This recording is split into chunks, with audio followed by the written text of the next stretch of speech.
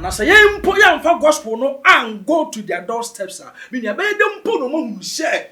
and sago mugu, a moja mucha, Nikwasa yede. Mama kwano nti twasa ye di for ne asofo no na o se nka ye timi se kire o ka kire won se o mo fo mo mama ataye na nka ye nso ye nkire won mu onyankopon ye nso aye de so asofo pani na akwa in fact ye bibia ho nka ye opportunity e mo ne sa hemfo aba asofo na nka o de bible o de kristo mu aye de e kire won.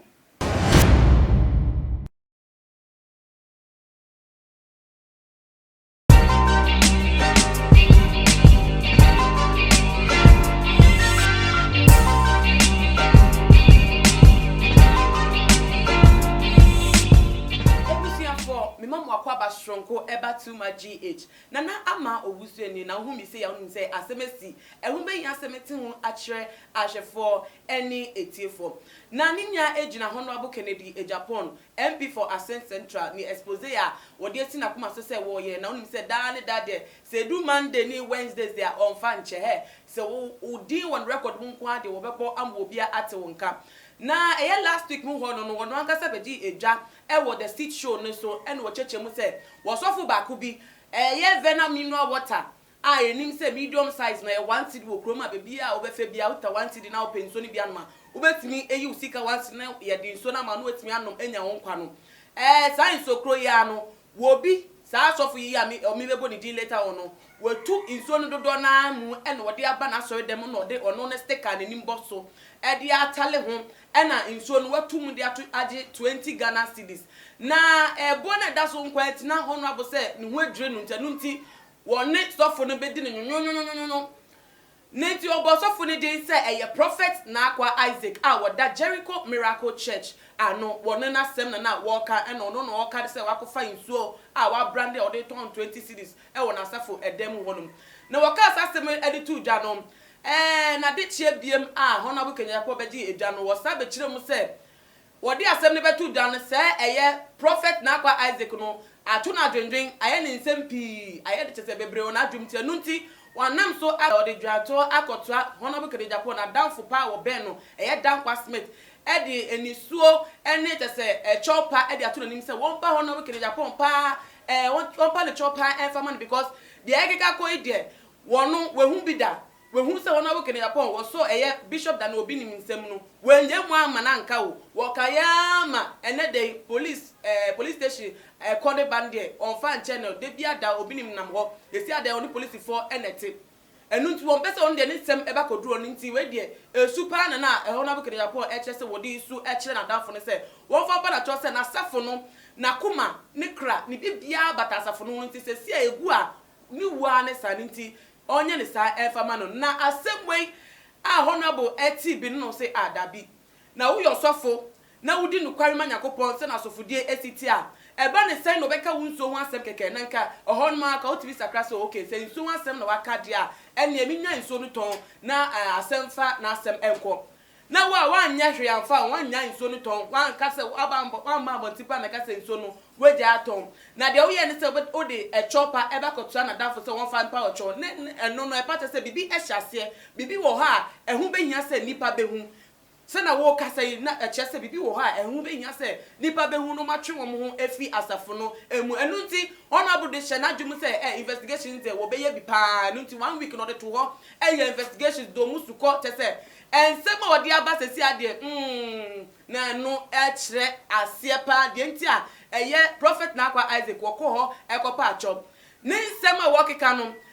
wo kire se na akwa Isaac yi woni ahemfo akese ate se ahemfo de nim se ni onyambato wo ntu ahemfo ye bibia nipa timi ju omutum ene wo no mo atena si esi nkonya ahyehye se wo mo mra bonten miracles fake miracles ibi na ma nkofo anyi asafo ne endi se na nkofo de omusika ebe hye asafo ne mti ubehu wo ya asori a wo Jericho Miracle Church on ma bo se ahemfo agigi nkonya tete ho o ne edi aba mi afra ahemfo not just was sorry na tese wetutu ne tuma gina ho na wo head se na o yi nkonya nyama utim se o ohene de enkanyonya mo nti ohene ba bedwam ye tese yetimi ebo ne nchem so eka ne nsem na otimi gitum se eyampa ensem ne eka ne no kra na ohene de wontimi ka so ya atoro for bi a oti nkonya so de wontimi ka so otwa atoro enu nti na nkofo dodo na agini di atese blue oil red oil white oil colors nya no omutimi ba hode omsika ebeto bi eni nsuo na wato 20 cedis no na sa nsemwe ebe lande e pena gara focus na yifu de mo fa kwan ben eyesa de no ekwan su ben ena mo fa eyesa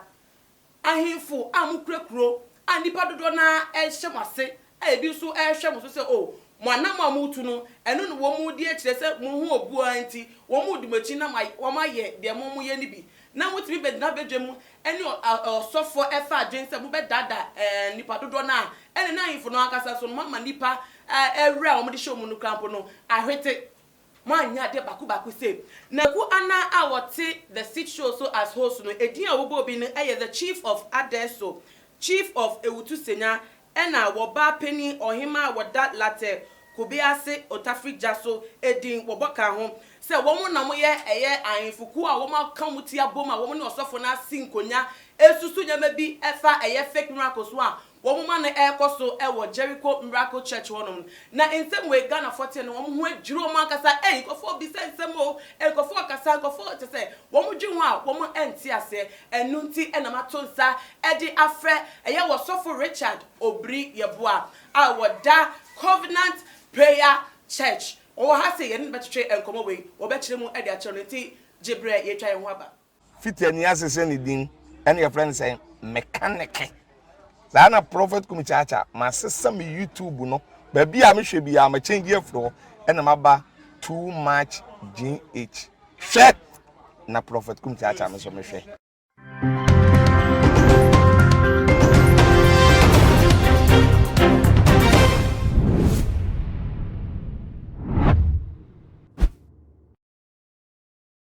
Eja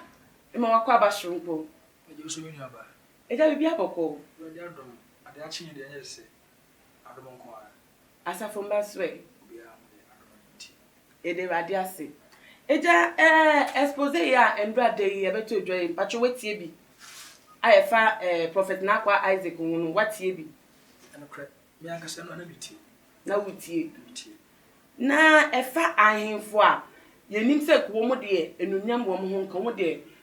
nipa dodo na show masinti nkomo nye omofo mo ho bata nipa ho sa nyama bi se nkomo fo mo ho bata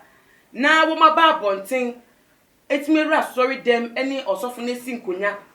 aye se wo mbe dada nipa dodo na wo mo sorry dem no na no de na wo de mfa ho mi aba me da wase me da osofo beni a oda too much GH channel TV no so ase na ne akona de amayo ha mi aba ya kasa miracle efiri awurade na onipa bi entimi enkonjo onoa timpo ni susuye bi na o megyina ha no mo enkasa wei eya ade a onankopon aye na nsu oname enyeye eno krepa senchane de efiri onankopon chen eneba okay ne disa himfo wo mutimi ni osofo sinkonya na wo beba sorry dem na te say yaka bibi edi yaba ni eyi ohini ba kwa begina enim ho ni a chechensem osofo enukre osofo enukre ene ma mbo mpa ya ma na ohini ni yi nkonya te say so otimika said oyare a na emu ho na osofo ne bompa ya na o mi ho atomi no enu no de na wodwin fa ahini so mo yesa ohini pon a te say otini pa dodo na eso ohun se kayehwe first kings and second kings nka na ewo ohini bi na efre ne Ahab oye obi a odifo a efre no Elisha ebeye adwuma ewo nase because tete no na oname e de ahemfo na ebu oman okay na wafre asofo ama asofo aye adwuma ahye ahemfo no so ase nti nka me de minimu sa nka ye ka ohene a nka ninim de edoso a ohwese ni manfo yeyo ebekoso ni mpatamu bi a wowo bibi ankoya ona obetoto sa eniema anye de enkoyi but se ye ba asori mu na afei de ye nkotini enkotia asofo na ehwe ehahemfo no ase ewo titimire mu no na omumumu agi nimdie afiri ahemfo no ho no eno yi de se asofo no se tumi koba se asofo ni momu na ebe wisu saa ahemfui na ya be gina sorry dem say ohene ye bom paye ma wo no de na asie na bibia ansie na ohene nso ebetimi ayabosem ka bi na obeka se wei na asie de na me fin say saa ohene no sabi yo wagya bibi wo hono kakra bibi kakra ne say na nka omo na etu asofo no adifo no de ya efo titimire ni mu no na se nei osofo ni timi abefa wo ohene abedada sa yenko na menkeka bibi a animu na won so abegyina nipadom animu abegya atum se ewo mu dia betimi asisu dua ka ne pen se bi nuaba ohene sa entwaye na wosofo so a woda asafo anim na wo akato ano tete aka ma obi ate se wo ye nyame adwuma ni wetimi afeche ene ahemfo akwasi nkonya se yenye di say se ne betimi adada nipa dodo na no mo de musika ba hye mu na sika no ba je say ya che ne de ya ehu yie no osofo no so de na be ka fa no ho ya ba me da se bebre it is totally wrong. It is unacceptable. Yeah, ni kwa se basa uni ma de kunja me ka se ni kwa se basa hwe Elisha ehunu se Ahab e de abosonsom aba Israel bra ohun se odi abosonsom aba Israel ohun se afi de Ahab dane Israel man nyina akoma akodi abosomachi. Okay. Until Elisha being the prophet of God ono na o hwehwe nyame ma enyera no ohun se even though o shawahene na se de o shawahene Ahab ase at that time na so ohun se akodum pempenso bi se Ahab ade oman ni nyina akoma ekwa abosomsom so ti senya beye obama nyankopon ma no ani abie omani awado ma hunu se wani o se ye no wa make sure se sa Ahab ahenie nu ebegina afei abosomsomfo ohene Ahab eboaba omanu nyina so omumayi nkonya omoya nsenkyerene na enkyesa Elisha nyankopon ani tumi no Bible say Elisha nsusu eda ni nyankopon tumi no adi ama kodum pempenso bi sa ohene ne kasa sade a ane na yede enua ane agya agu ho ensuo megumu na de ni nyankopon ewo tumi no onkasa ama ogyamfiri su ne de emra na Bible no say ohene no waya Ahab no no odan ne manfo nyina akoma adi abosomsomachi no Bible say oboaboa akonfo ni nyina ano ama akonfo ne bae komoye oja anyede oja ama ana odefo Elisha ebe prove ade akere omo se me otumi na me nyankopon so e otumi oma ensuo ebegu ejanim entiase bia nimu se yehu se ojafa ensuo tomumpa ebetima yede ebetinya hye but this sense na Elisha pese oprove cha ohene ne se ohene no so nyame tumi dia ya ase na ono nso betimi ada nyankopon tumi adi at any time bia no obai ofre oja efinsuro ma oja abeso abehye ba akonfo ani dia ya na bosom mini aba se ebra na ohene no eya dia emfata ensemfata no onse odinfo Elisha abaye be kwabati mo yehunu se ne ohene ne ye no mfaso bi anya de eniso nti sade a menche me nyankopon ni tumi kan nti odinfo na akwa se ohene mpo na ehunu nyansa to sanka wa wo yonyami nipa wa wo yonyami dinfo te sane Elisha epubu ma Ahab hunu se even though oyo ohene nanso sabi akakra ne twa sanka odinfo osofopani na akwa awdasafo Jericho Miracle International anono na wo senka otimi hunu hye ade we ya oye ohene no odene kode ya odene kojeme osofo wasemi okay akai mi nsembi yenim se yebremu yeka ahemfo a mo ene nkonya enenam ena nkonya so yetwa moja de guso enti ohini bia no na konya osisi no ebetima ba se afahye brekra no yetwa moja de guso no atase enti no kra no ekonete no ma de abosomsem na sofu penin awoda asafa no se wo pe kwanpo na wodi aso asafo emania na ahemfo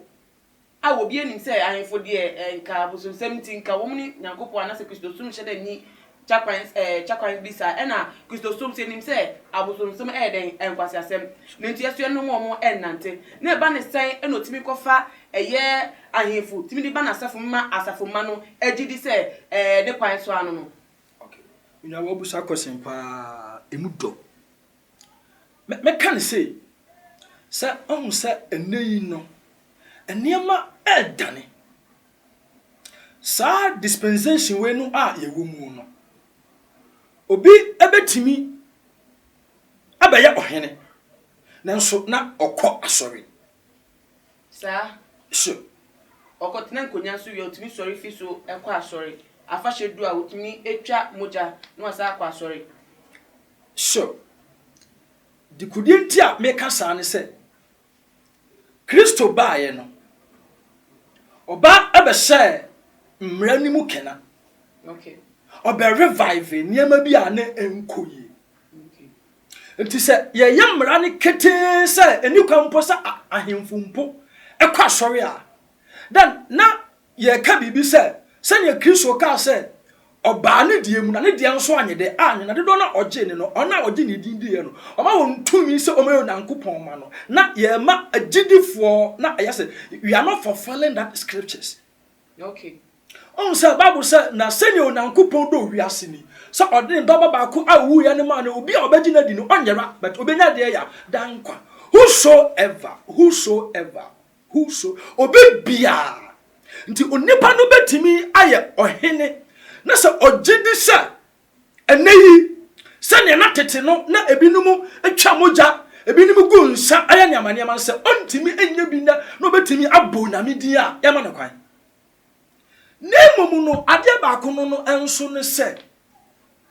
osofo sa himfo no eba asori a yentimi nkase omo asom abosom ana omo ya himfo omo firi asori da akogu nsa akotwa moja enintia mo kwa eba sa na yesi enkwanje bi nso de ya enkwan nemu no enteke sa advantage ni nso na nkase mahine wo hene wo ha masafu mu aninti no aya no nam hye minia okay kan the book of Proverbs chapter 2 verse number 17 Bible said the glory of a king is in his population ohibia meaning osofo bia na ni onam hye e woni man mu minia se said there osofo pani a oda channel anu abia sorry na ohwehwe se members baba sorry no beko na nipa 2 nipa 3 it's not fair. It will limit the strength and the anointing upon our senior pastor. So therefore say your senior pastor ni hu say e domo na ba nipa na ba members na ba it even say e be na ho odi mpo ayede abaso enti ahemfu na nka ye hu no asafo mu de me na nka nya boni bia but ni kon say ye hu o mo nsoso a you take it on undue advantage. Na ye no omo konjo bibi na ya eniema bi a ansam fata because of say Solomon be hu ni say I am for ba na I am for ba ne de na ye sofu pani or you correct no yeah e bi enu na edisivu nipa bi okay me wo hene o masori enti me fi nyame de me bi ahu hia me wo MPs e o masori mu enti me fi nyame de me bi ahu hia me were ministers, me were DCs, me were assemblymen, me were assemblywomen, me were president. Even a told ya me were addicted to be our minimum pa. Me swaya the akochine wono. And non to the elder that I saw food me be. But senko beba. No who say ampa oyo hene. Or your MP. Or your political leader. Or your DC. Or ye bibi awo oman ni mu ne mamu ne be hwe nanimu even though ye bibi oman ni mu nanso ye betimi aseche ne pete aka che ne hye ade we ya wuye enye ade we ya wuye eye de nkwaje be de bebrewa me nu anka ni problem but the problem lies and said why for basori na osofo mu a say me ne no koye kanana na yakoye nsenche ne no obegya ne nipa aka say if you are ready because of oye and nunti na emene ebinim dodo na entimi nyi ahemfo no nyede enyi na binim kaseti ase ni kwan se ahemfo mpo ye de edo mo ye de edwa mini aba ahemfo ama sori a ebe ye dan na so mpo ye de apeja And as a young boy and for gospel no and go to their doorsteps, meaning a bed them put no one who share and sanguo omuguo, a moja omucha, you can say it. Mama ni kwan no nti twa say ye difo ne asofo no na o se nka ye timi se kire o ka kire won se o mo fo mo ma ataye na nka ye nso ye nkire won mu onyankopon ye nso aye de so asofo pani na akwa in fact e bibia o nka ye opportunity e mo ne sa hemfo aba asofo na nka o de bible o de kristo mu aye de e kire won but we dey ankofa nsa e se osofo de bia asesi a kristo suma koye no akwese is kasem wobia pe asafo ma umetimi amaska na osofo no umetimi ato no nti se ode ayefo beba na ayefo no mekasa no ma ye hyehye na tese no enam so na ska ba na ohene so da so wasori no so ho to na and they say ka nye problem bia asa wo nya ba no kre na medwuma na oye se oname ofrewa ode ho akade Emma. Oh, said the book of Kings, 2 Kings. O therefore Elisha na ocham eko ekrobi ane efe no suni. Okobia no waba. Koye program na waba. Okoye program na waba. Dako na ocham no. Ana suni ni baabi a na oni okunu ewo ho. Timini ka kire o ne kun se mira ma won se onamedi fo kunkun bi ta twam wo ha ba obaba bia nso na ade asa enti yesrew ya dan ma yenya abanso ketewa bi odan so na o twam mpo na ade asa wafa na obididi owia wada omo yesa wie omo de kanea bibia asimu ma onyankopon difo na odifo ni mpo nim se o twam a na oba ni ni kunumpo espine no ai ni se oyunankopon de ya nipa esan se na nyame na afre no a na oyo oname adwuma enti na oname na yede na hwehwe ni aba he the second thing so say hwe bible said boni nyina yin ani sikape na medwuma na yeye no ye diska na yede na yeye but the fact say this council area na nkyere se koboabo atetiru ano sanye be omba basafuni mu a obeti manya sika na wodi apay asori de ya ebos me sofu pani Harrison ekanse o say true anointing it will change the poor ones. True anointing changes the poor ones. Share Bible David na kamfo penekunu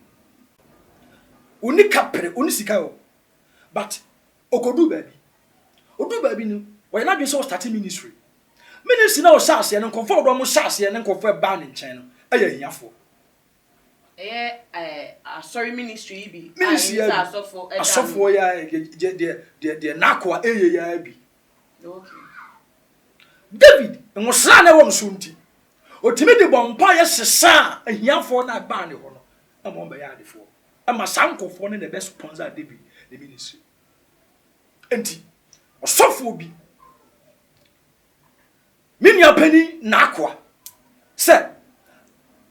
asoro na oye no ohia sika de obeya asori ni nti okosesa ahemfo na one omo abaye kana na bia